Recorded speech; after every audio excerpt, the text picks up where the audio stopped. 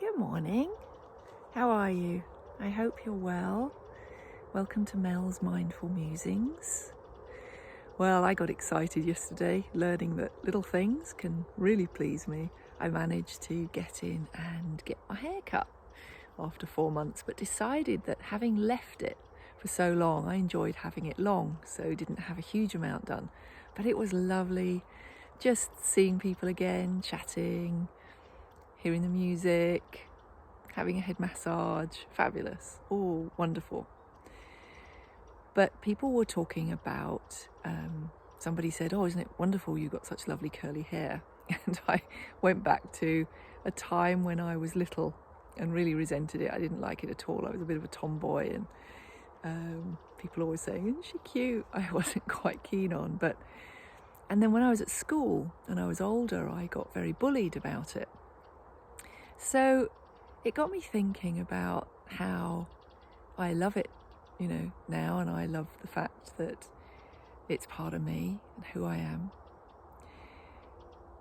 But it got me thinking about bullying, how we judge someone because they're different.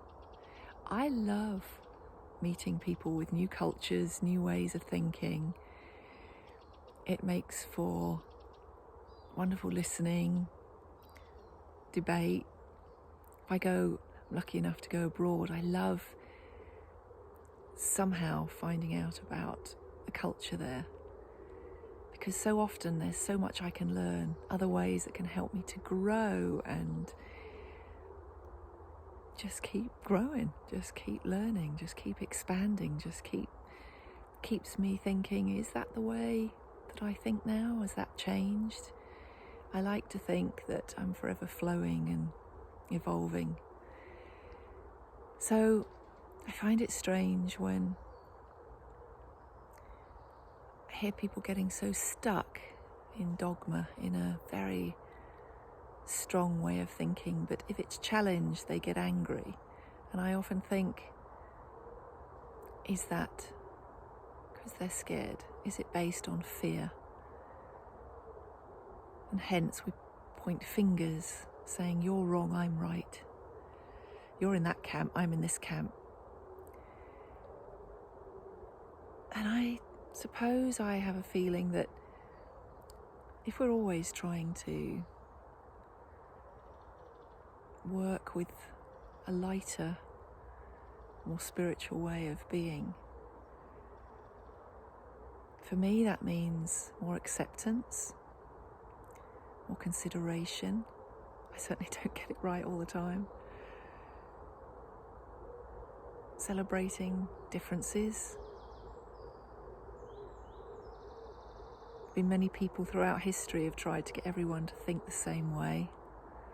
We look back on those times in history with disdain and horror. So I love the fact that I know so many people who have so many different ways of thinking, of feeling, of seeing the world. I always think that means that there's space for me to grow and learn and evolve even more, and it makes life rich and exciting. There are those of us with straight hair, curly hair, short hair, long hair. No hair. Doesn't make us better or worse, just different. Makes us unique. Celebrate those unique things about ourselves. When I used to go to any sort of big ball or dinner or dance when I was younger, and I'd walk in and you'd think about the dress you were going to wear, and we used to joke and say the worst thing would be if you walked in and someone was wearing the same dress as you, and yet all the men were dressed the same in their black tie. And again, we'd find ourselves laughing about that prospect that women had this challenge of looking different, but enjoying that difference. And men were quite happy to just say, "Hey, that's all I need to wear." And that might not have been what they wanted. Maybe they wanted to look different as well. But it's food for thought, eh? So celebrate what makes you unique, because that's what I feel we're all here to do. Shine our light of what makes us different. Different opinions, different ways of seeing the world. But I feel if I ever slip into that zone of, well, you must be wrong because I'm right, I look at that. What fear is that coming from? And I wish you all the most wonderful, unique day. I'll see you soon. Bye.